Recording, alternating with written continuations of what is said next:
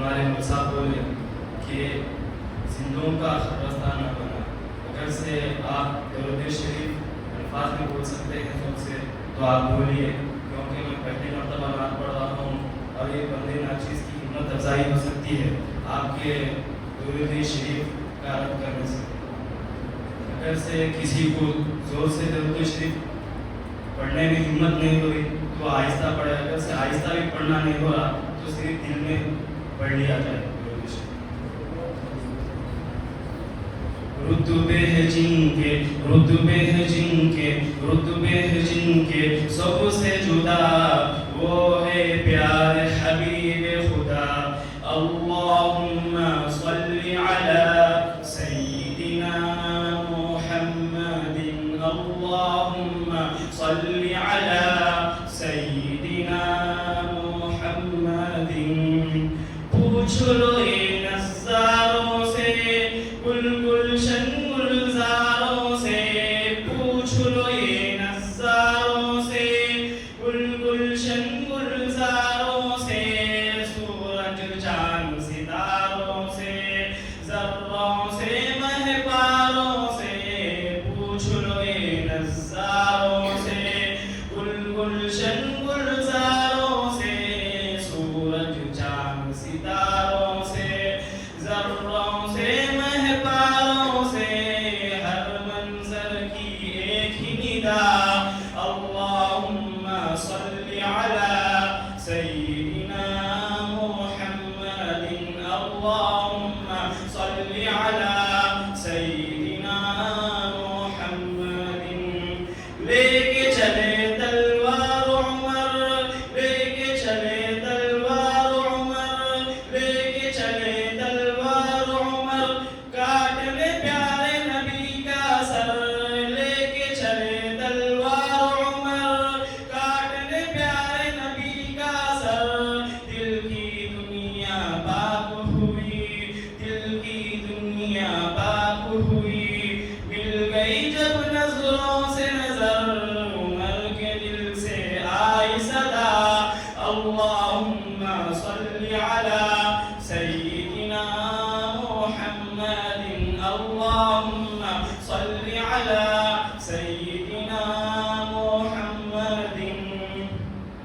واہ حلیمہ تیرا نصیب, واہ حلیمہ تیرا نصیب, واہ حلیمہ تیرا نصیب, گود میں کھیلے رب کا حبیب. واہ حلیمہ تیرا نصیب, واہ حلیمہ تیرا نصیب, گود میں کھیلے رب کا حبیب. تو ہے جہاں میں سب سے امیر, تو ہے جہاں میں سب سے امیر, کون کہے گا تجھ کو غریب, تیری شان ہے سب سے جدا. اللہم صلی علی سیدنا محمد. اللہم صلی علی سیدنا محمد. اڑ کر جاؤں شہر نبی, اڑ کر جاؤں شہر نبی, لوٹ کے آؤں پھر نہ کبھی. اڑ کر جاؤں شہر نبی, لوٹ کے آؤں پھر نہ کبھی. گنبد خضرا دیکھوں مگر, گنبد خضرا دیکھوں مگر, ہوگی کتنی مجھ کو خوشی. اڑ کر جاؤں شہر نبی, اڑ کر جاؤں شہر نبی, لوٹ کے آؤں پھر نہ کبھی. گنبد خضرا دیکھوں مگر, ہوگی کتنی مجھ کو خوشی. سب کو دکھائے میرے خدا. اللہم صلی علی سیدنا محمد. اللہم صلی علی سیدنا محمد. رتبے ہیں جن کے, رتبے ہیں جن کے سب سے جدا, وہ ہے پیارے حبیب خدا. اللہم صلی علی سیدنا محمد. اللہم صلی علی سیدنا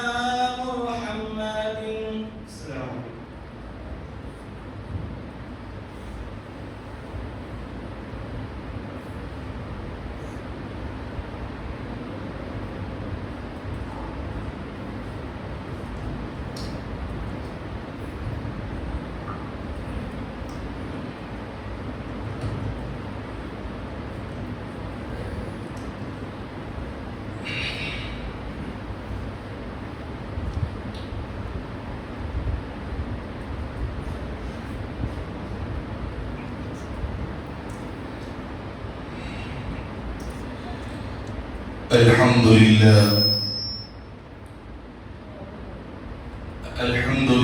الذي هدانا لهذا وما كنا لنهتدي لولا أن هدانا الله ونشهد أن محمدا عبده ورسوله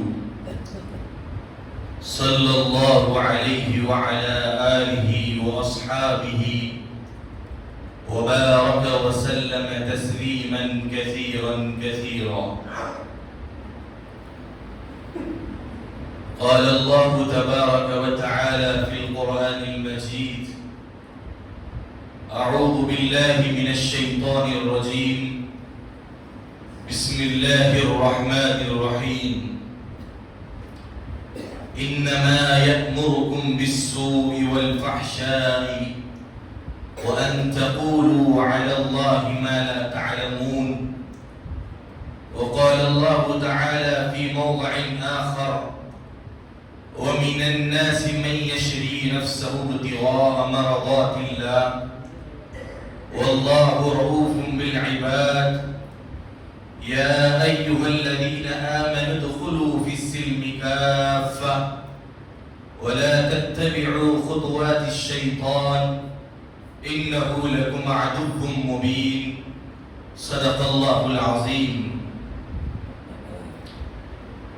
محترم دوستوں اور اس گاؤں کے بڑے ذمہ دار حضرات اور نوجوان ساتھیوں، اللہ تبارک و تعالی کی کروڑوں نعمتیں ہم پر ہو رہی ہے. ان میں سے اگر کوئی بہترین نعمت اللہ نے ہم کو دی ہے تو اسلام کی دولت ہے. اسلام کی نعمت، یہ نعمت ایسی ہے اگر دنیا کی کروڑوں نعمتوں سے مقابلہ کیا جائے گا تو اسلام کے مقابلے میں سب کی اہمیت 0% ہے. 0% ہے ان کی اہمیت، اس سے بڑھ کر کوئی نہیں ہے. جیسا کہ اللہ تعالیٰ اپنے قرآن میں فرماتا ہے: وَإِن تَعُدُّوا نِعْمَةَ اللَّهِ لَا تُحْصُوهَا. اگر تمہاری ماں کے پیٹ کے نکلنے کے بعد سے، ماں کی پیٹ سے نکلنے کے بعد سے اپنی جان سے آخری سانس نکلنے کے وقت تک کی نعمتوں کو تم شمار کرنا چاہو گے تب بھی تم اللہ کے احسانات کو شمار نہیں کر سکتے. ان احسانات اور ان نعمتوں کے اندر اگر کوئی بڑی نعمت اللہ نے ہم کو دی ہے تو وہ دین اور اسلام کی نعمت دی ہے. اور یہ نعمت ایسے ویسے نہیں ملی، اور یہ نعمت ہم کو اس سے بھی بڑھ کر اس نعمت پر 4 چاند لگانے والی کوئی نعمت ہے. اور اللہ کا کوئی ہم پر بڑا احسان ہے تو وہ اللہ کا ہم پر یہ احسان ہے کہ ہم نے کبھی بھی اپنی دعاؤں کے اندر، ہم نے کبھی بھی اپنی اللہ سے التجا کے اندر، کبھی بھی گڑگڑانے کے اندر اللہ سے یہ نہیں مانگا تھا: یا اللہ تو ہم کو تیرے لاڈلے اور تیرے محبوب صلی اللہ علیہ وسلم کی امت میں پیدا فرما. ہم نے یہ دعا کبھی نہیں مانگی تھی، لیکن آپ کے آنے سے پہلے جتنے نبی گزرے ہیں اور جتنی قومیں گزری ہیں، ان سب کی دل کی تمنائیں، ان سب کی دل کی خواہشیں، ان سب نبیوں کی دل کی آرزویں اللہ کے سامنے ہاتھ اٹھا کر یہ ہوا کرتی تھی. اور ان کی قوموں کا درد اور ان قوموں کی طرف یہ ہوا کرتی تھی: یا اللہ میں نے تورات پڑھی، میں نے زبور پڑھی، میں نے انجیل پڑھی، یا اللہ ہر کتاب کے اندر یہی آ رہا ہے کہ محمد کا دین جو ہوگا، محمد کا جو مذہب ہوگا، محمد کا جو ریلیجن ہوگا،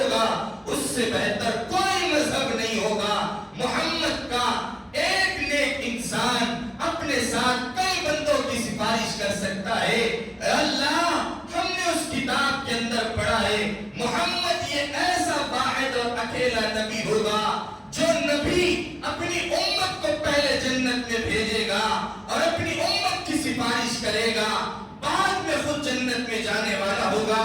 یا اللہ ہماری زندگی اتنی بڑی اور لمبی کر دیجئے کہ ہم محمد کی قوم میں شامل ہو جائیں۔ لیکن اللہ کی کیا شان ہے، اس کی عزت و جلال کی قسم کیا کہوں میں، اللہ نے ہم کو بنا مانگے کہ اسلام والا مذہب، دین والی کہ اللہ تعالیٰ نے طاقت ہم کو عطا فرمائی ہے۔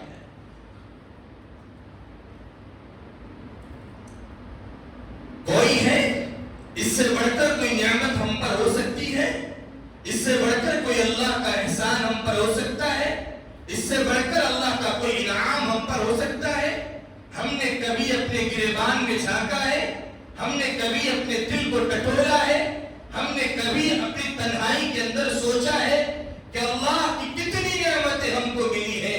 سب کا شکر ہم ادا کرتے ہیں، سب کا صدقہ ہم دیتے ہیں۔ اللہ تو نے مجھے ایک نیا گھر دیا، اللہ ایک مجھے نئی گاڑی تو نے دی ہے، اللہ مجھے تو نے فلاں اتنی گز کی پراپرٹی تو نے مجھ کو دی ہے، میں اس کا صدقہ نکالتا ہوں۔ لیکن میرے بھائیوں، سبھی حضرات سے میں یہ کہتا ہوں، کبھی ہم نے اپنے دل کے اندر یہ ٹٹول کر دیکھو، کبھی آپ نے صدقہ اس نیت سے دیا ہو کہ یا اللہ تو نے مجھے اسلام والا پیارا مذہب عطا فرمایا ہے، مجھے نبی صلی اللہ علیہ وسلم کا ایک نرالا دین تو نے مجھ کو دیا ہے، یا اللہ مجھے اس پر استقامت نصیب فرما، یا اللہ مجھے اس پر ثابت قدمی نصیب فرما۔ کبھی ہم نے اس نیت سے صدقہ نکالا ہے؟ کبھی نہیں نکالا ہے۔ وہ نبی جو آخری وقت میں فرشتے روح نکالنے کے لیے آ رہے ہیں، تو وہ نبی کہتا ہے کہ میری امت کا کیا حال ہوگا؟ کیا میری امت کو ویسے ہی ہلاک کر دیا جائے گا؟ کیا میری امت کو ویسے ہی تباہ و برباد کر دیا جائے گا جیسے شعیب علیہ السلام کی قوم ہے، موسیٰ علیہ السلام کی قوم ہے، ایسے ہی حضرت نوح علیہ السلام کی قوم ہے؟ جس طرح نافرمانیوں کی بنیاد پر ان کو ہلاک و تباہ و برباد کر دیا تھا، یا اللہ کیا میری امت کو بھی ویسے ہلاک کر دیں گے؟ یا اللہ تو کہتا ہے کہ میں تیرا لاڈلا ہوں، یا اللہ تو کہتا ہے کہ میں تیرا پیارا ہوں، یا اللہ کیا تو میری امت سے پیار نہیں کرے گا؟ یا اللہ کیا تو میرے بندوں سے پیار نہیں کرے گا؟ یا اللہ تو کیا میرے بندوں پر احسان نہیں فرمائے گا؟ یا اسی طرح جس طرح قوم کو ہلاک کر دیا اسی طرح مجھ کو ہلاک، میری قوم کو ہلاک کر دے گا؟ آپ اللہ تعالیٰ نے فرمایا کہ نہیں، بلکہ تیرا بندہ جو بھی لا الہ الا اللہ محمد الرسول اللہ کی سچائی کو اپنے دل میں بٹھا کر چلے گا، وہ ضرور بھی ضرور جنت میں جانے والا ہوگا۔ اس وقت اللہ کے نبی نے اللہ سے فرمایا، ہاں اللہ میرے دل کو سکون اب ملا ہے، اب تو میری روح نکال سکتا ہے، اپنی روح نکال لی۔ اس وقت اللہ تعالیٰ کے حکم سے آپ کی روح نکالی گئی ہے۔ میرے بھائیوں، کتنا بڑا احسان، کتنی بڑی ہمارے نبی صلی اللہ علیہ وسلم کی التجا اور تمناؤں سے اللہ نے ہم کو جنت کا سرٹیفکیٹ دیا ہے۔ اسی لیے میں جہاں جہاں بھی جاتا ہوں، جہاں جہاں بھی اللہ بولنے کی مجھے بولنے کے لیے اللہ تعالیٰ کو قوت اور طاقت اور وقت دیتا ہے، میں وہاں یہی کہتا ہوں کہ دیکھو تم لوگوں نے طائف کا میدان جوانی سے سنتے سنتے بڑھاپے تک پہنچ گئے ہیں۔ طائف کا میدان تو جوانی سے لے کر بڑھاپے تک سنتے سنتے چلے آ رہے ہو، لیکن کبھی اس میں ایک بات کو تم نے نوٹ کیا ہے؟ کیا چیز ہے اس کے اندر؟ اللہ کے نبی صلی اللہ علیہ وسلم پر لاکھوں کروڑ سلام ہو کہ اللہ کے نبی صلی اللہ علیہ وسلم کی ذات کی اس کے اندر یہ کیفیت ملتی ہے کہ میرا نبی جب طائف کے میدان پر صبح نکلتا اور شام کو اپنے گھر جاتا تو ان کی ننھی منھی پیاری سی معصوم بیٹی فاطمہ اور ان کی دیگر بیٹیاں موجود ہوتی۔ فاطمہ جلدی سے بھاگ کر اپنے ابو جان کے آہوں میں لپٹ جاتی اور کہتی کہ ابا جان تمہاری یہ کیا حالت ہو گئی ہے؟ اپنے چھوٹے ہاتھوں سے بالوں کے اوپر گرد لگ جاتا تو گرد کو صاف کرتی، اور جو صبح سے لے کر شام تک ظالمین اور دشمنان اسلام جو آپ کی सताते, मारते, तोड़ते और आपके ऊपर अपने बच्चों की गंदगियों को फेंका करते थे, वो गंदगी सारी आपके जिस्म पर मौजूद और पत्थरों से आपको जख्म कर दिया जाता था, वो खून आपके जिस्म पर मौजूद होता था। और रात को जब अपने घर जाती, फातिमा कहती, रोती हुई कहती कि अब्बा जान तुम्हारी ये हालत कैसे हो गई, क्या आपको अपनी जात पर नहीं आ रहा है? और अपनी अपनी नन्ही मुन्नी बातें करती रहती और अपने अब्बा जान के सर पर के बालों के धूल को साफ करती रहती और पानी लेती और कच्चा कपड़ा लेती और मोहम्मद सल्लल्लाहु अलैहि वसल्लम के चेहरे को, खून को साफ करती और जिस्म के खून को साफ करती।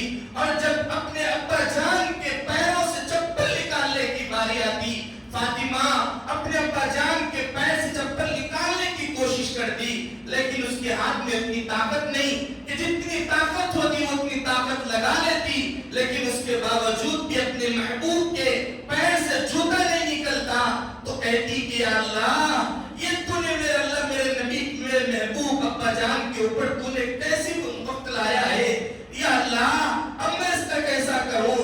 तो कहती है कि मेरे अब्बा की ये हालत के अपने पैर से चप्पल का ना निकलना वो इस रीजन से था कि खून जम जाया करता। खून जम जाने की वजह से चप्पल अपने मोहम्मद सल्लल्लाहु अलैहि वसल्लम के पैरों को चिपक जाया करती थी, जिसकी वजह से चप्पल का अपने पैर से निकलना मुश्किल हो जाया। मेरे भाइयों, इतनी कुर्बानियों के बावजूद, इतने सब कुछ आजमाइशों को मेरा नबी झेलता है। उस तारीख के ताइफ के वाक़े को पढ़कर मैं कहता हूँ, लोगों मेरी बात को गौर से सुनना।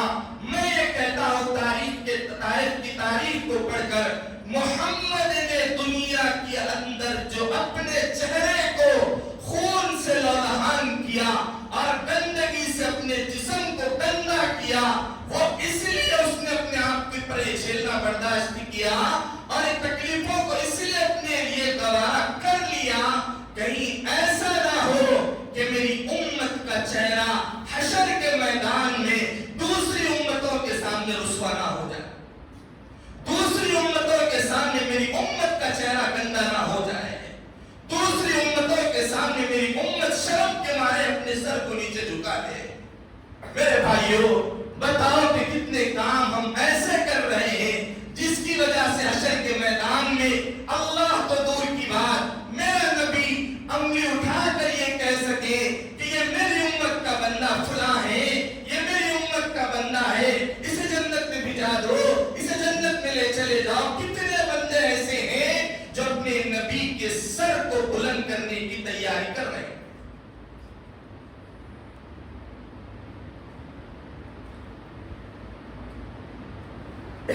इसीलिए मेरे भाइयों, सबसे पहली चीज अल्लाह के एहसानात में से कोई एहसान अल्लाह का हम पर है तो अल्लाह ने बिना मांगे हमको एक पाक और पवित्र, सच्चा और अल्लाह के नजदीक वो खुद मजहब तो सबसे ज्यादा पसंदीदा इस्लाम वाली नेमत अल्लाह ने हमको अता फरमाई है।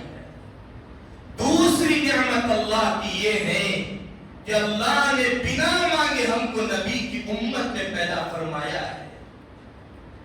और तीसरी उम्मत ये है कि अल्लाह ने हमको ऐसा नबी अता फरमाया है कि वो नबी जो आखिर में जन्नत में जाएगा, पहले अपनी उम्मत को जन्नत में भेजेगा।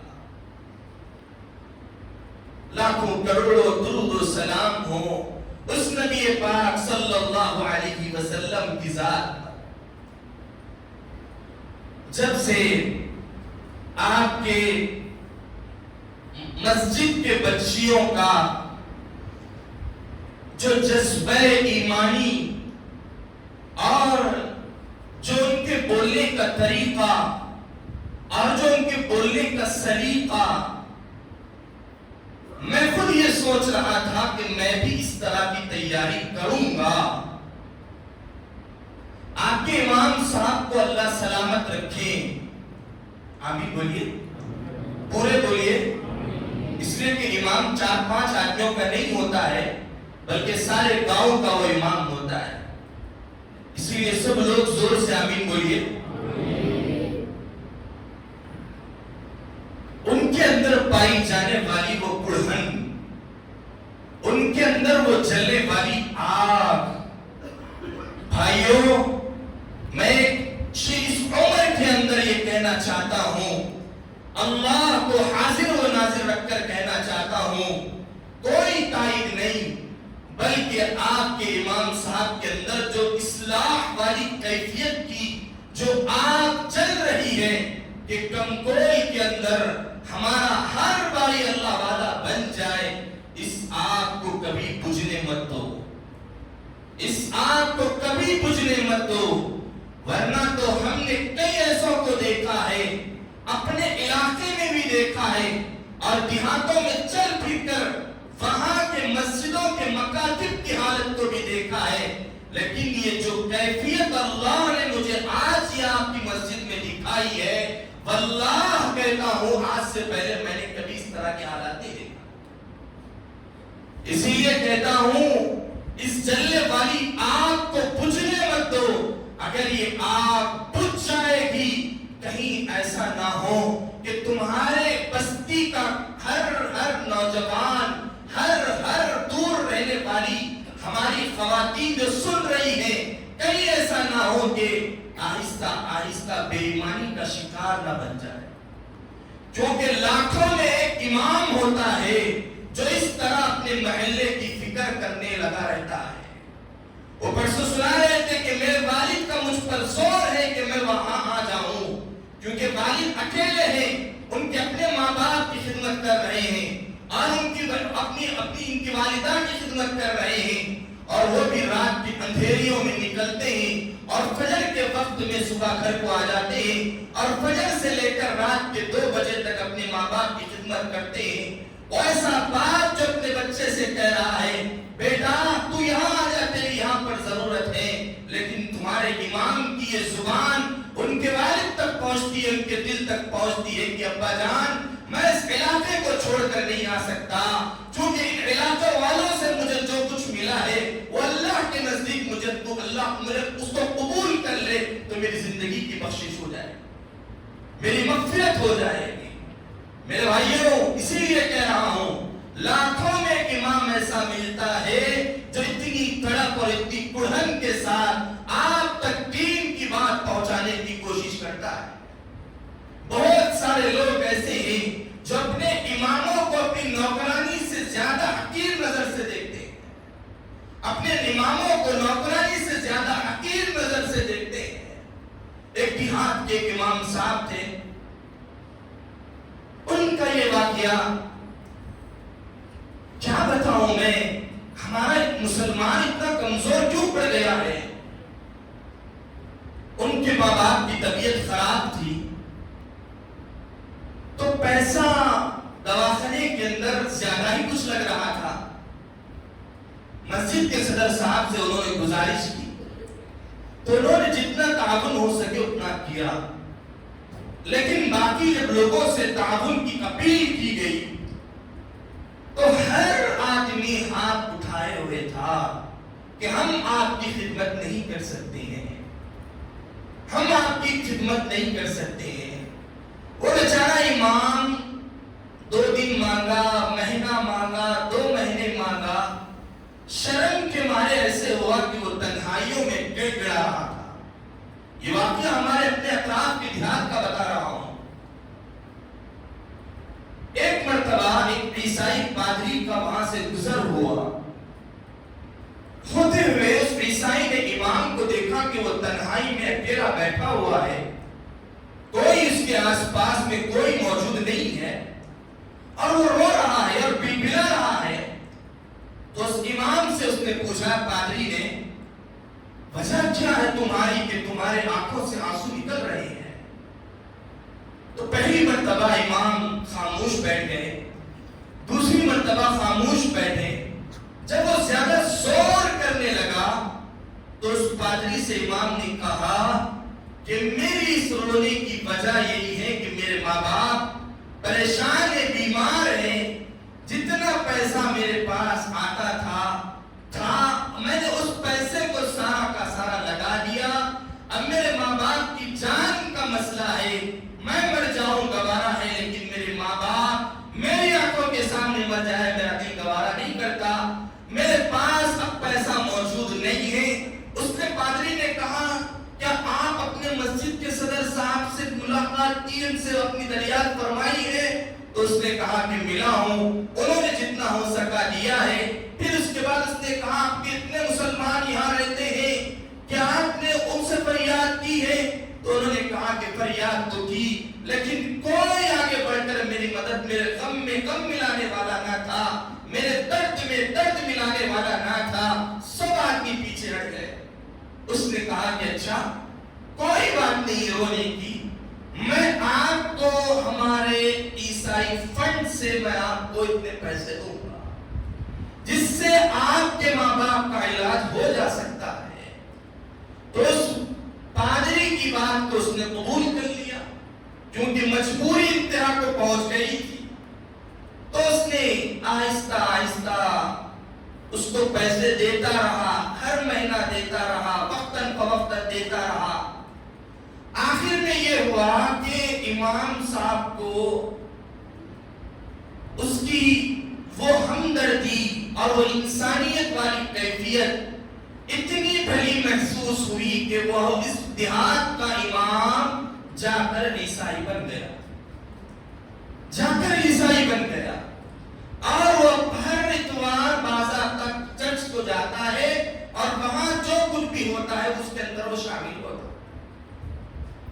اب ہمارے ذہنوں کے اندر یہ کھٹک پیدا ہوگی کہ کیا امام جو ہمارا اس امام کہا جاتا ہے, کیا اس کا ایمان اتنا کمزور پڑ گیا ہے کہ وہ اپنے مذہب کو بیچ رہا ہے؟ جو ٹھہر کر منبر پر یہ کہتا تھا کہ مذہب کو مانو, اسلام پر آؤ, دین کو مانو, نبی کی قربانیوں سے سیکھو, لیکن کیا ہوا آج وہی قربان ہو گیا دوسرے مذہب کے لیے. یہی ہماری زبان سے جملے نکلیں گے, دوسرا جملہ ہمارے زبان سے نہیں نکلے گا. کوئی یہ نہیں کہے گا کہ کاش میں اپنے امام کی مدد کرتا تو آج میرا امام دوسرے مذہب کو قابل قبول نہیں ہوتا, دوسرے مذہب کو قبول نہیں کرتا. میرے بھائیوں, ہم کو تانے دینا پہلے آتا ہے, نصیحت سننا بعد میں آتا ہے. لیکن یاد رکھنا, اس امام کی ارتداد اور مرتد ہو جانا اس امام کا, اس کا ذمہ دار مسجد کے صدر ہی نہیں ہوں گے, بلکہ محلے کے تمام افراد اس کے ذمہ دار ہوں گے. میں یہ اس لیے کہنا چاہتا ہوں کہ اللہ نے جس کو دیا ہے وہ اپنے ہاتھ کو کھولو, اللہ نے جس کو دیا ہے وہ اپنے ہاتھ کو دور تک لے جاؤ, کیونکہ آپ کا اس مسجد کا امام بھی ایسا نہ ہو کہ وہ کسی کے سامنے محتاج بنے, اور ایسا نہ ہو کہ دوسرے دیہاتوں میں رہنے والے امام بھی بے کسی قسم پرسی کی حالت میں کہیں مرتد نہ ہو جائے. اسی لیے ہم کو اچھے سے اپنے اماموں کا خیال کرنا چاہیے. مجھے افسوس ہو رہا تھا کہ جو زبان استعمال کی جا رہی تھی درمیان کے اندر, کہ کہیں ایسا نہ ہو کہ بدگمانی پیدا ہو جائے, کہیں ایسا نہ ہو کہ بدگمانی پیدا ہو جائے, کہیں ایسا نہ ہو کہ میرے سلسلے میں بدگمانی پیدا ہو جائے. میرے بھائیوں, جب تک امام کی نماز صحیح نہیں ہوگی, ہم تمام کی نماز بھی صحیح نہیں ہوگی. چاہے اس گاؤں کا کتنا ہی بڑا بزرگ اور کتنا ہی بڑا اللہ والا کیوں نہ آ جائے, جب تک امام صحیح نہیں ہوگا اس کی نماز بھی صحیح نہیں ہو سکتی, کیونکہ امام کا صحیح ہونا ہی مقتدیوں کے صحیح ہونے کی نشانی ہے, علامت. اسی لیے سب حضرات کوشش کرو جتنا. اور ایک جملہ وہ اپنی تقریر میں یہ کہہ رہے تھے, کہیں ایسا نہ ہو کہ میں آئندہ سال رہوں یا نہ رہوں, لیکن یہ بچے تو اگر میں رہوں گا تو یہ بچے آپ کی خدمت میں آئیں گے, اگر میں نہ رہوں تو پھر یہ بچے آپ کی خدمت میں نہیں آ سکتے. اللہ اکبر, کتنا بڑا یہ جملہ ہے. میرے بھائیوں, ذرا سوچنے کی بات ہے کتنا بڑا یہ جملہ وہ کہہ رہے ہیں. ایک علاقے کے اندر ایک امام صاحب کو اس لیے نکال دیا گیا ہے کہ امام صاحب پرانے ہو چکے ہیں، مسجد نہیں ہو رہی ہے، امام صاحب پرانے ہو چکے ہیں۔ بیچارہ وہ امام 30 سال سے خدمت مسجد کی کر رہا تھا، لیکن اس کو نکال لیا اسی لیے کہ اب امام صاحب پرانے ہو گئے ہیں، اب ہماری مسجد نہیں ہے تو اب نئے امام کو لاؤ۔ میرے بھائی، نئے انسان کو لا کر کیا کرو گے؟ دین تو وہی اللہ کے نبی کا ہوگا، لیکن وہ طرف جو آپ نہیں لا سکتے، جو پہلا امام اپنے اندر قائم رکھا تھا، وہ پہلے اپنے نئے امام کے اندر وہ لا نہیں سکتے۔ لا سکتے ہو؟ نہیں لا سکتے ہو نا۔ اسی لیے پہلی بات تو اپنے مذہب کی قدر کرو، کیونکہ بل گیٹس نے یہ کہا تھا، اس کی ایک بک ہے The 100، اس کے اندر بل گیٹس نے یہ لکھا ہے کہ پہلے پیج کے اندر اس نے لکھا ہے کہ میں نے سارے مذہب کے بڑوں کی ہسٹری میں نے پڑھی ہے، لیکن اگر کسی مذہب کا بڑا امیر، کوئی سچا اور دولت مند اور صحت مند میں نے اگر کسی کو دیکھا ہے تو محمد رسول اللہ کی ذات کو میں نے دیکھا، محمد رسول اللہ کی ذات کو میں نے دیکھا۔ اسی لیے ہمارے لیے ضروری ہے کہ ہم پہلے تو اپنے مذہب کو جانو۔ آج اپنے مذہب کو چھوڑ کر کتنے نوجوان، کتنے لڑکیاں، کتنے بڑے بڑے لوگ، نوجوان لڑکیاں تو دور کی بات، کتنے بڑے بڑے بوڑھے ہو گئے ہیں، لیکن وہ آج ان کے دل میں محبت اسلام نہیں، محبت دین نہیں، ایک خدا کا عقیدہ نہیں، بلکہ ان کے دل میں اگر کسی مذہب کی محبت ہے تو کافرانہ اور مشرکانہ والے مذہب کی محبت ہے۔ جماعتوں میں جانے والوں کو پوچھ لیجئے، کئی دیہاتوں میں لوگ آج بھی ایسے مسلمانوں کے آپ کو ملیں گے جو آپ کو مندروں میں اور چرچوں میں جا کر اپنی پرارتھنا کرنے والے وہ ہوں گے، لیکن مسجد میں آ کر اللہ کے سامنے ٹیکنے والے پیشانی کوئی نہیں ملے گا۔ ایسے موجود ہیں، لیکن ان کا خسارہ، ان کے ذمہ دار کون ہوں گے؟ یہی وہ جو اپنے آپ کو مذہب اسلام کا حقیقی رہنما سمجھتے تھے، وہی لوگ اس کے ذمہ دار ہوں گے۔ جیسے کہ روایتوں میں آتا ہے، مشہور روایت ہے، حضرت جبرائیل علیہ السلام کو اللہ نے حکم دیا تھا کہ بستی کو اڑا ڈالو، ہلاک کر دو، برباد کر دو۔ جبرائیل نے پوچھا تھا، یا اللہ پوری بستی کو ہلاک کر دوں؟ اللہ نے کہا کہ نہیں، بلکہ اس کے اندر میں نے یہ روایت ایسے بیان کرنا تھا کہ حضرت جبرائیل علیہ السلام کو حکم ہوا کہ پوری بستی کو اڑا دیا جائے۔ جبرائیل علیہ السلام نے کہا، یا اللہ اس بستی کے اندر ایک تیرا نیک بندہ ہے جو ہر وقت تیری یاد میں لگا ہوا رہتا ہے، کیا اس کو بھی اڑا ڈالوں، ہلاک کر ڈالوں، برباد کر ڈالوں؟ تو اللہ تعالیٰ نے کہا کہ اس کو بھی ان لوگوں کے ساتھ الٹ کر زمین پر مار دیا جائے۔ جبرائیل نے پوچھا، یا اللہ کیسے ایسا؟ تو فرمایا کہ اس کو خود کے اپنے بننے کی تو فکر تھی، لیکن سامنے بگڑنے والوں کی اس کے دل کے اندر فکر نہیں تھی۔ کاش کرتا کہ وہ سامنے والوں کی بگڑنے کی فکر کرتا، تو جیسا وہ خود اپنے اندر اپنے آپ کو محسوس کر رہا ہے، ویسے ہی سامنے والے بھی اپنے اللہ کو محسوس کرتے۔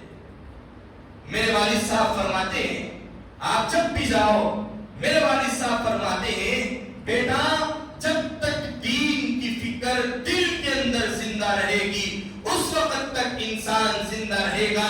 جب دل کے اندر سے دین کے اندر سے دین کی فکر ختم ہو جائے گی تو پھر وہ انسان ایک زندہ مردہ ہوگا، زندہ مردہ۔ کیا اللہ نے ہم کو صرف کھانے کے لیے پیدا کیا؟ کیا اللہ نے صرف لباس میں تبدیلی لانے کے لیے پیدا کیا؟ کیا اللہ نے نئی گاڑیاں خریدنے کے لیے، نئے بنگلے بنانے کے لیے اللہ نے ہم کو خریدا ہے؟ کیا اللہ نے پیدا آپ کو کیا ہے؟ نہیں میرے بھائیوں، ایسا نہیں ہے۔ جس سوچ کے ساتھ اب یہ نیو زمانہ، نیو جنریشن آگے بڑھ رہا ہے، وہ سوائے اللہ کے انکار کے علاوہ ان کے دل کے اندر کوئی اور بات نہیں ہے۔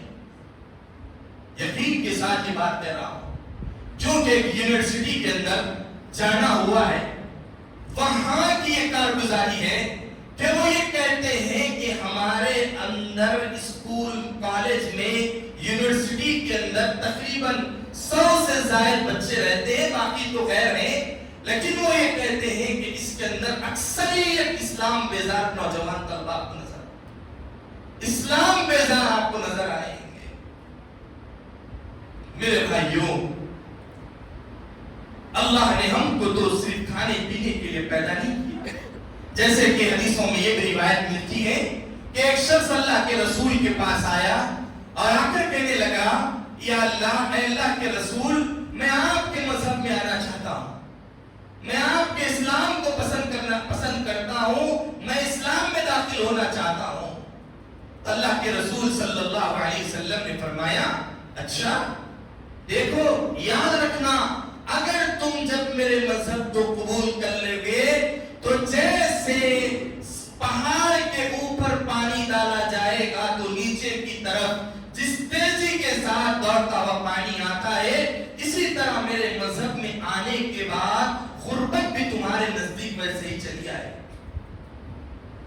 اسی لیے اللہ کے نبی نے ایک حدیث فرمائی تھی، کیا دنیا میں خوشحال جینا چاہتا ہو تو دنیا کے اندر تو اپنے سے کم والوں کو دیکھا کرو، اور اپنے سے علم کے اعتبار سے دنیا کے اندر خوش رہنا چاہتا ہو تو اپنے سے بڑے کو دیکھا کرو۔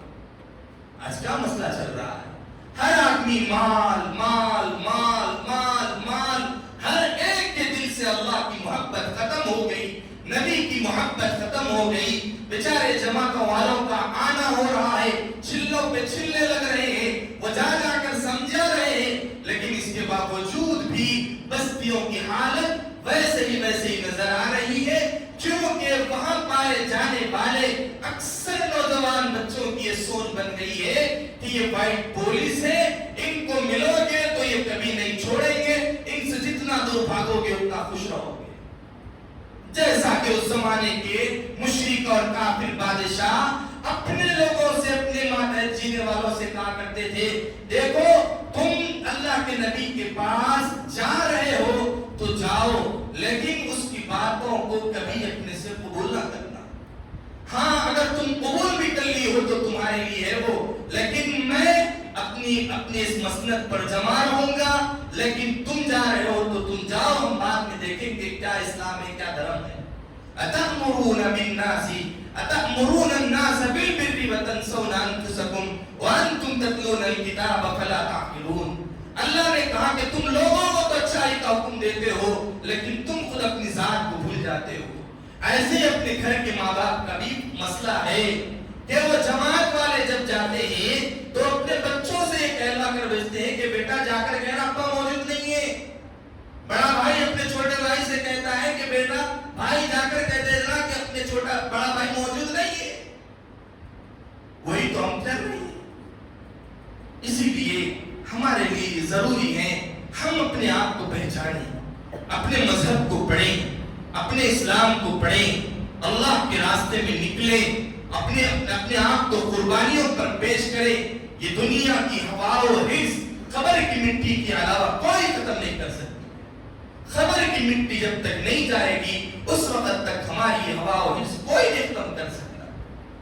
اسی لیے میں آپ لوگوں سے یہی گزارش کرتا ہوں کہ آپ لوگ آگے بڑھیں اور اپنے آپ کو دیندار بنائیں، اللہ کا ولی بنائیں، ایک صفت انسان بنائیں، اچھے ماحول میں رہیں، برے ماحول سے اپنے آپ کو روکیں اور اپنے بچے کو دیندار بنائیں، اپنے بچوں کو حافظ قرآن بنائیں، اپنے بچوں کو عالم دین بنائیں۔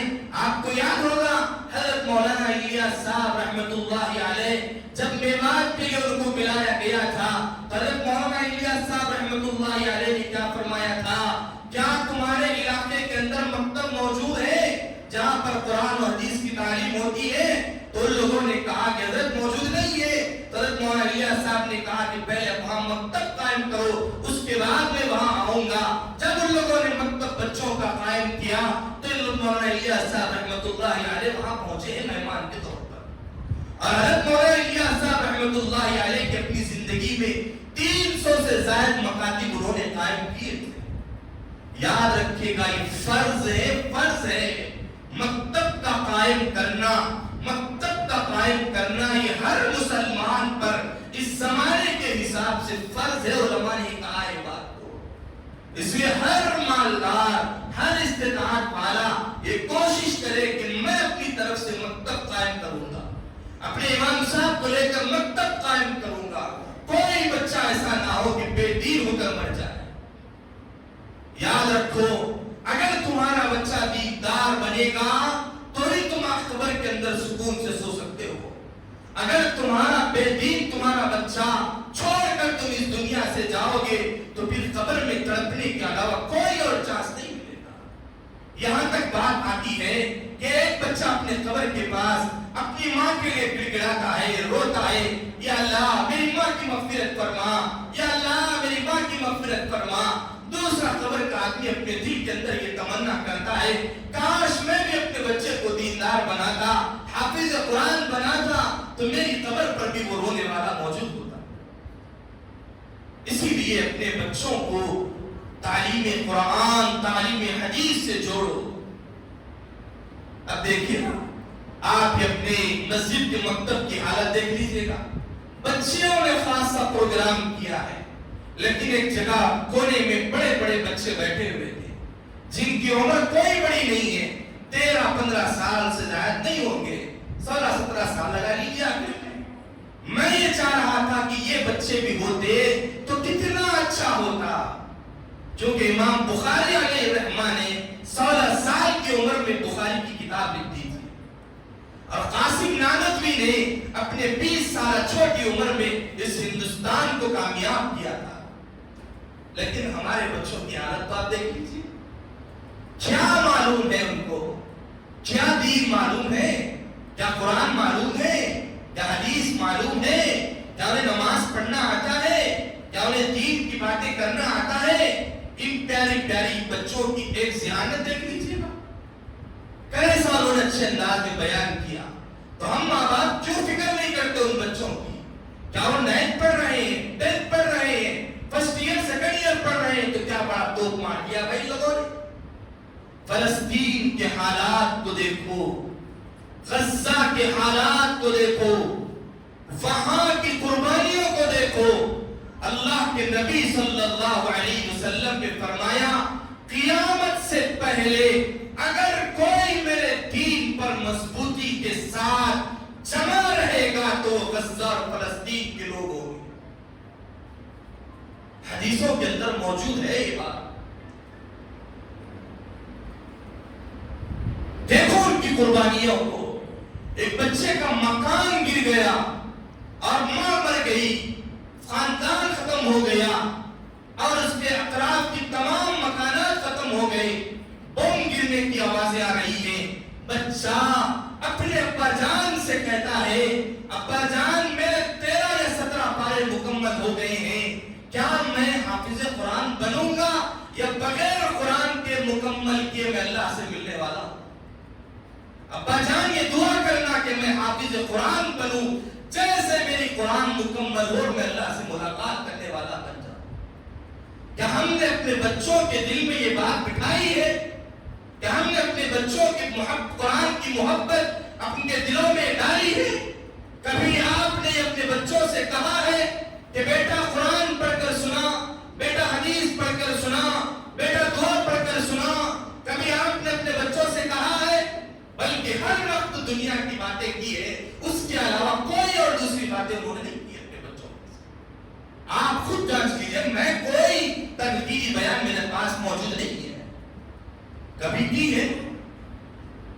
حضرت پیر ذوالفقار صاحب نقشبندی دامت برکاتہم نے اپنی کتاب کے اندر ایک انجینئر نوجوان لڑکی کا واقعہ لکھا ہے.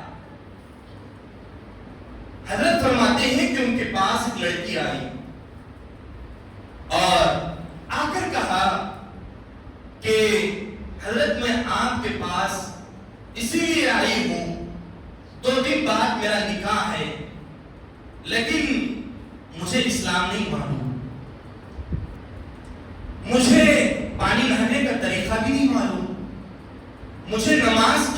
مجھے وہ بھی نہیں معلوم. حضرت مجھے سکھا دیجیے. حضرت نے فرمایا کہ کیا آپ کے والد نے آپ کو اب تک نہیں سکھایا؟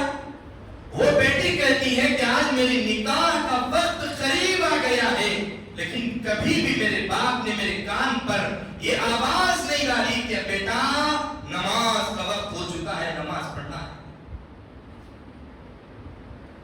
ایک مرتبہ ایک گاؤں میں شہر کے اندر خواتین کی جماعت تھی. وہاں پر بستی کے خواتین کو جوڑا گیا.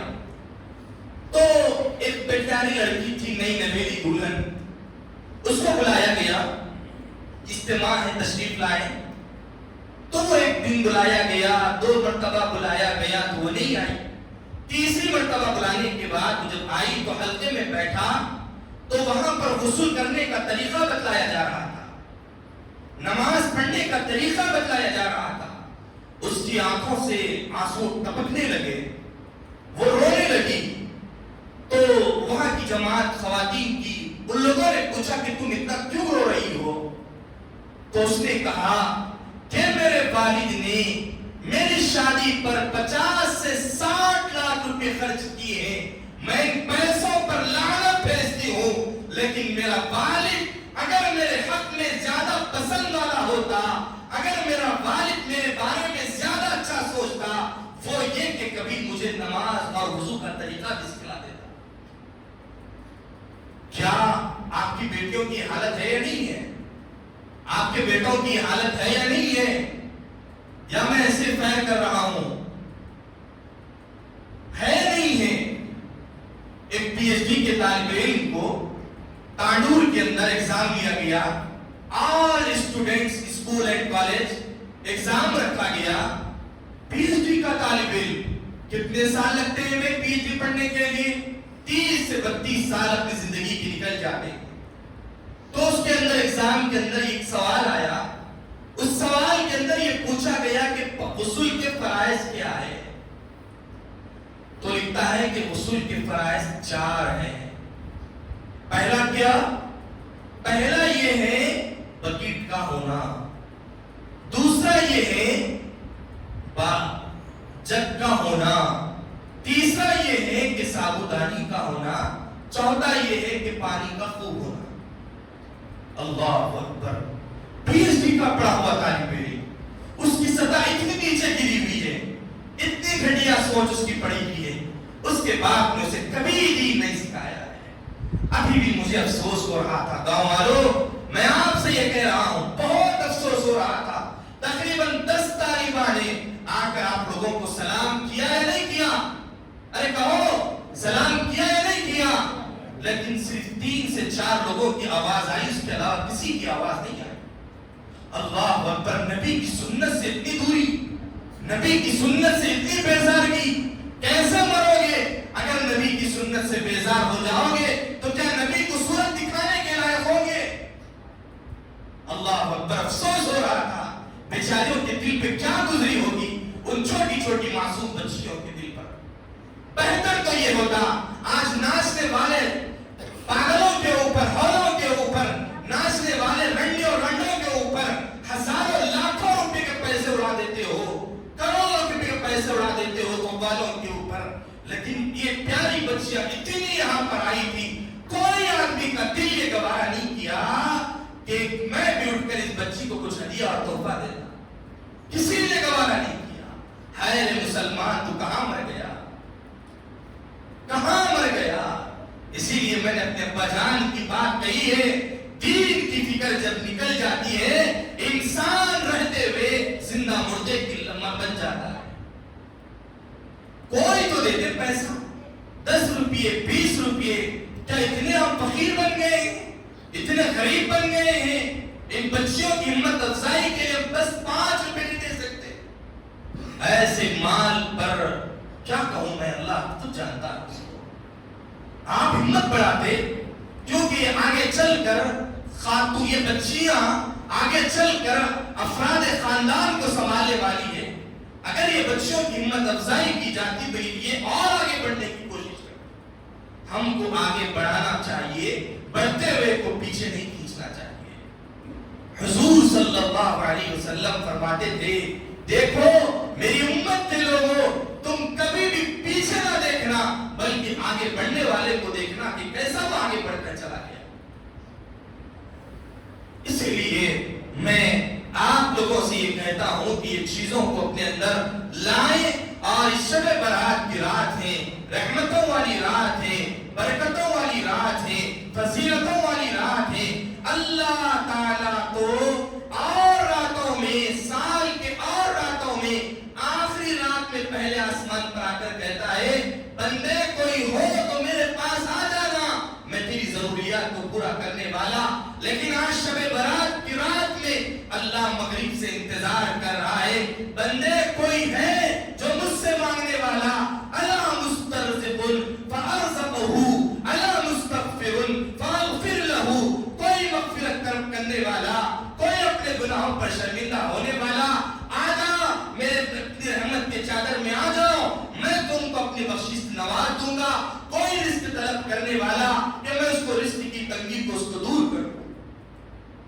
آج کی رات میں تو جہنم سے لوگوں کو خلاصی دی جاتی ہے, چھوڑا جاتا ہے, کیونکہ یہ وہ لوگ تھے کہ جن کے متعلقین کے لیے رویا اور وہ خود بھی رویا کرتے تھے کہ اللہ اس آگ سے ہماری حفاظت کرو.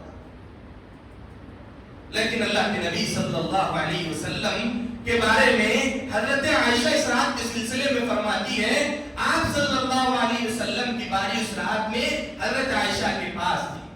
حضرت عائشہ جب اس کی نیند کھلی تو دیکھا کہ اللہ کے نبی موجود نہیں ہے, تو حضرت عائشہ رضی اللہ تعالیٰ تلاش کرنے کے لیے باہر نکل گئی. دیکھا کہ اللہ کے نبی صلی اللہ علیہ وسلم جنت البقیع سے واپس تشریف لا رہے ہیں. تو اللہ کے نبی صلی اللہ علیہ وسلم نے پوچھا کہ عائشہ تم اتنی گھبرائی ہوئی, اتنی ڈری ہوئی, اور کیا ہوا؟ فرمایا کہ اللہ کے نبی رات میں آپ نظر نہیں آئے تو میرا دل گھبرا رہا تھا کہ آپ کو کیا ہو گیا. پھر اس کے بعد فرمایا کہ میں جنت البقیع گیا تھا, شب برات کی رات ہے, اللہ آج لوگوں کو جہنم سے چھٹکارا دلاتا ہے. میں اللہ کے لیے ان بندوں سے دعا مانگ رہا تھا کہ یا اللہ ان کی کوئی خطا ہو تو یا اللہ تم کو معاف کر کے جنت میں ڈال دے. حضرت عائشہ فرماتی ہے کہ پھر اللہ کے نبی نماز میں لگ گئے, نماز میں لگ گئے, اور قیام اتنا لمبا, سورہ فاتحہ کے بعد قرآن کی سورت پڑھ رہے لمبی پڑھتے چلے جا رہے. پھر رکوع میں گئے تو رکوع بھی اتنا ہی لمبا کرتے چلے جا رہے. سجدے میں گئے تو سجدے میں اتنا لمبا سجدہ کرتے جا رہے, اٹھنے کا نام ہی نہیں ہے. حضرت عائشہ رضی اللہ عنہا کہتی ہے کہ مجھے یہ ڈر ہوتا تھا کہ اللہ کے نبی ہیں یا چلے گئے. اور جب پیروں کی حالت کو دیکھتی تو کہتی ہے کہ پیر آپ کے پھول جایا کرتے تھی. تو حضرت عائشہ اپنے ہاتھوں سے اللہ کے نبی کے تلووں کو اس طرح سہلایا کرتی تھی, اس طرح سہلایا کرتی تھی. میرے نبی کی عبادت بھی ویسے ہی, میرے نبی کی زندگی بھی ویسے ہی, میرے نبی کے اوپر اتارا گیا قرآن بھی ویسے ہی, میرے نبی کا بتایا ہوا طریقہ بھی ویسے ہی, میرے نبی کا دین سب سے اعلیٰ, سب سے افضل کوئی نبی ہے تو وہ محمد رسول اللہ صلی اللہ علیہ وسلم ہے. تو میرے بھائیوں اپنے آپ کی تبدیلی لاؤ.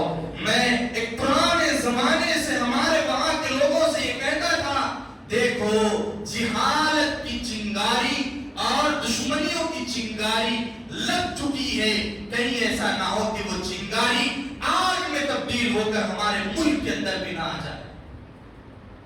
دیکھیے بات کیا ماحول بن رہا ہے, کیا ماحول بن رہا ہے. اسکولز کا ماحول دیکھو, مسجدوں کا ماحول دیکھو. آج مسجدیں جان بوجھ کر باضابطہ مکمل طور پر ثبوت ہونے کی بھی مسجدوں کو شہید کر دیا جا رہا.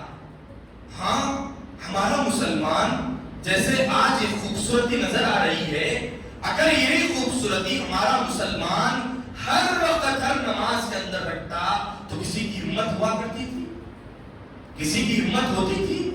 جس طرح گاندھی جی نے یا نہرو جی نے کہا تھا کہ دیکھو رمضان کے اندر جس طرح مسلمان فجر کی نماز پڑھ کر جیسے لمبی قطار میں باہر نکلتا ہے، اگر ایسے ہی مسلمان دیگر مہینوں کے اندر بھی اسی طرح نماز کی پابندی کرے گا تو کوئی قوم کے اندر یہ ہمت نہیں ہے کہ اس مسلمان کے اوپر انگلی اٹھا کر بات کر سکے، آنکھوں میں آنکھیں ملا کر بات کر سکے۔ اللہ کے نبی صلی اللہ علیہ وسلم نے فرمایا ہے کہ دیکھو ایک وقت ایسا آئے گا ساری قومیں ایک دسترخوان پر جمع ہوگی مسلمانوں کو ختم کرنے کے لیے، اور مسلمانوں کی حیثیت کثرت کے زیادہ ہونے کے باوجود بھی مسلمانوں کی حیثیت ایک نالے کے اوپر جو کچرا ہوتا ہے اسی طرح اس کی اہمیت ہوگی۔ اللہ کے نبی نے دوسری روایت میں فرمایا کہ دیکھو جب مسلمان کے دل کے اندر دنیا کی محبت آ جائے گی اور مسلمان کے دل سے اللہ کا ڈر ختم ہو جائے گا تو اللہ تعالیٰ اس کے اندر کے رعب و دبدبا کا جو خوف تھا دوسرے قوموں کے دلوں سے نکال دے گا۔ آج بتاؤ کیا حال ہے۔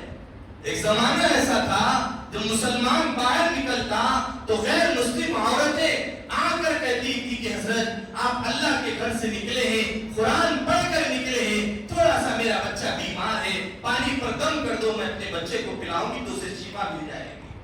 لیکن ہمارے ایمان کی کمزوری یہ ہے کہ ہم مشرکوں کے پاس جا کر یہ کہتے ہیں کہ تھوڑا سا دم کر دے دو۔ ہے کیا حالت ہے، کیا سطح ہے میرے بھائیوں۔ اسی لیے یہ سب جہالتیں، یہ سب گندگیاں کوئی چیز ختم کر سکتی ہے تو وہ ہے قرآن کی تعلیمات، حدیث کی تعلیمات۔ اپنے بچے کو حافظ قرآن بناؤ، اپنے بچے کو عالم دین بناؤ۔ رزق دینے والے تم نہیں ہو، رزق دینے والے اللہ ہے، رزق دینے والے تم نہیں ہو، رزق دینے والے اللہ ہے۔ کھلانے والی ذات تم نہیں ہو، کھلانے والی ذات اللہ ہے۔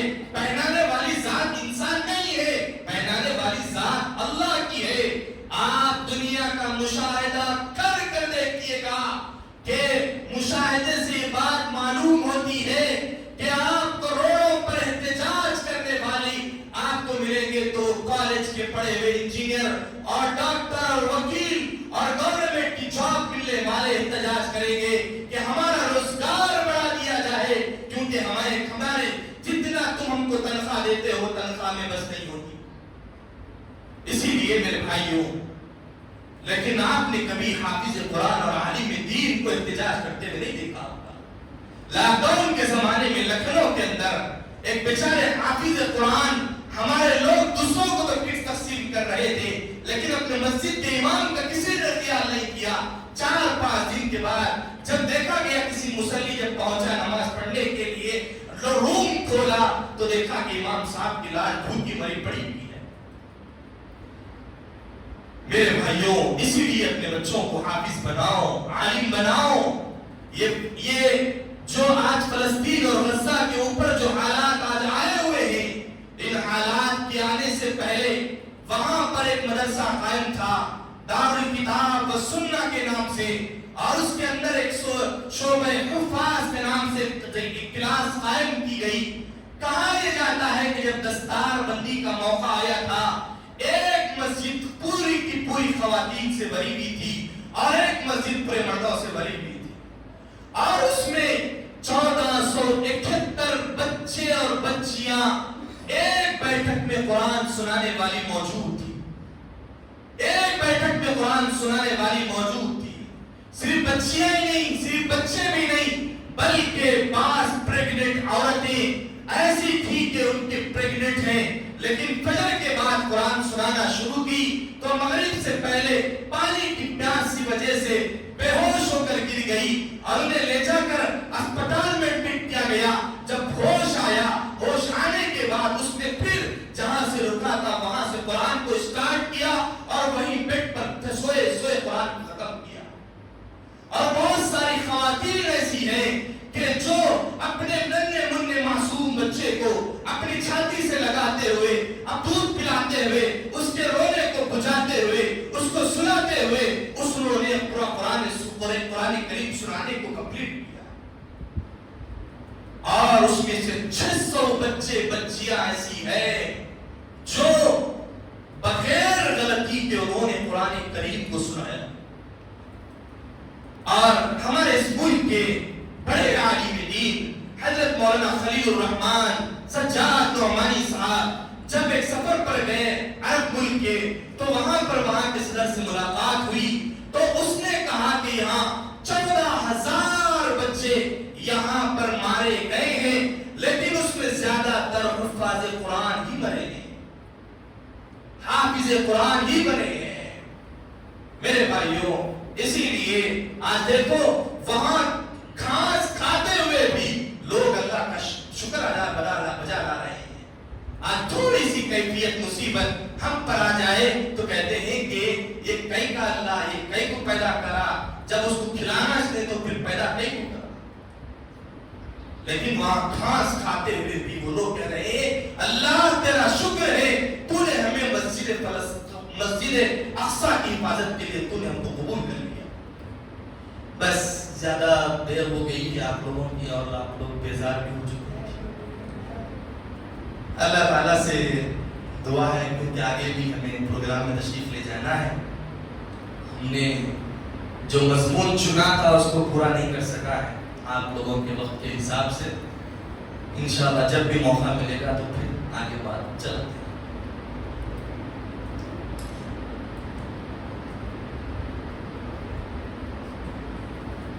مولانا کی بات سے زیادہ آپ کا بیٹھنا مسئلہ ہے.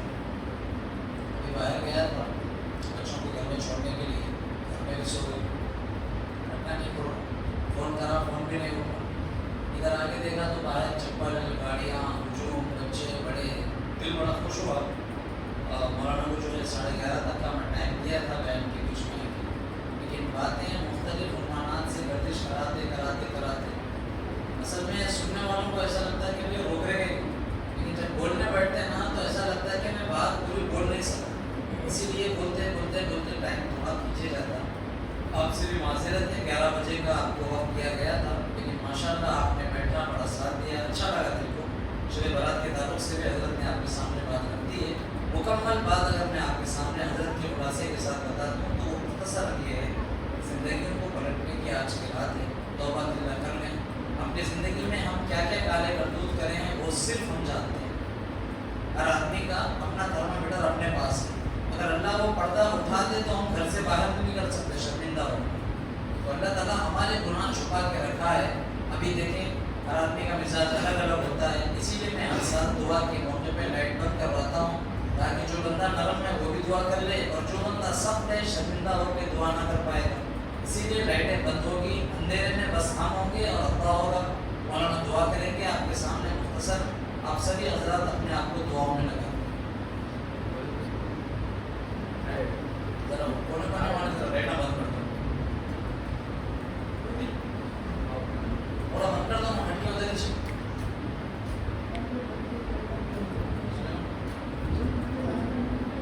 جمعہ رہنے دو.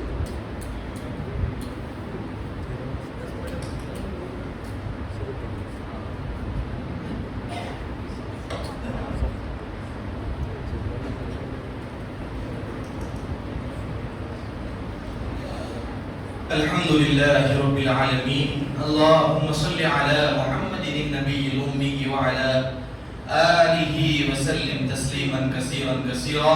ربنا آتنا في الدنيا حسنة وفي الآخرة حسنة وقنا عذاب النار.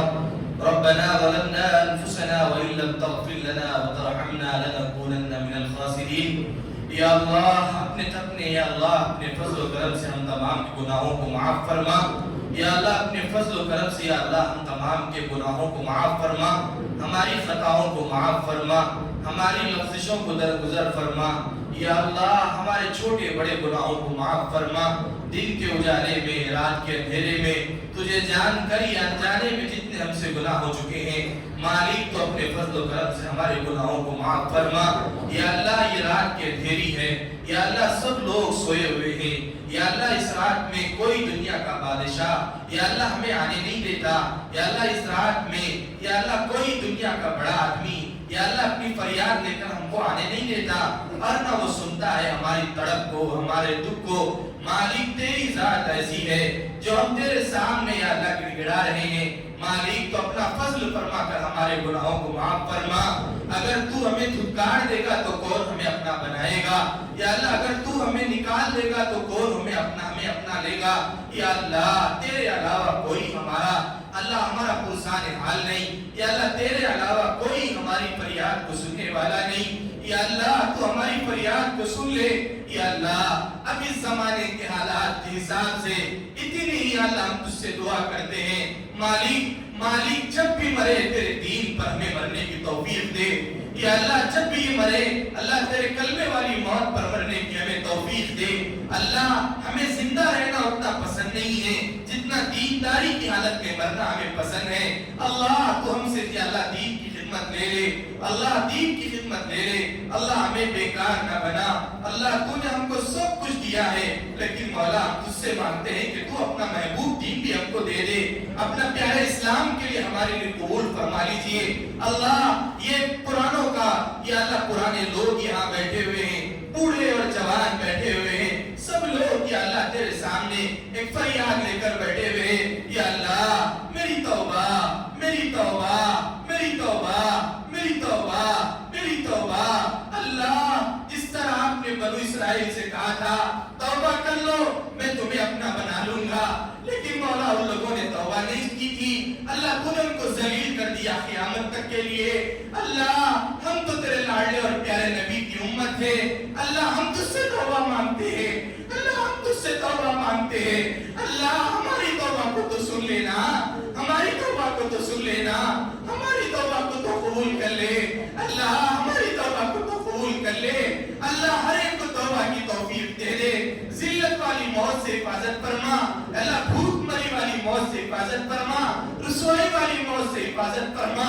اللہ آج کی رات تو تو لکھنے والا ہے، کون آئندہ سال تک موجود رہے گا، کون خبروں کے حوالے ہوگا، اللہ پتہ نہیں آئندہ سال ہم موجود رہیں گے یا نہ رہیں گے۔